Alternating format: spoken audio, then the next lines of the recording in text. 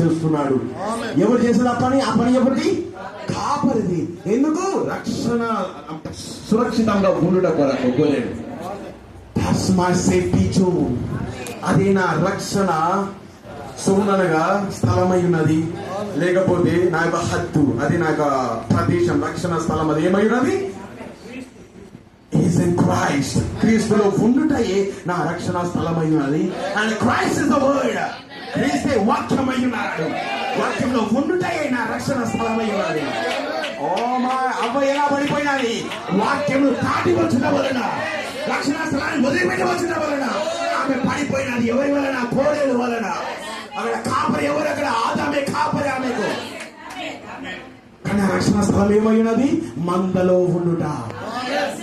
గొర్రెల మందలో కాపరి, మందలో ఉండుటయే నా రక్షణ స్థలం. దాన్ని వదిలిపెట్టి నేను బయటకు వచ్చానా? ఇంకా అర్థమవుతున్నది అది ఏమై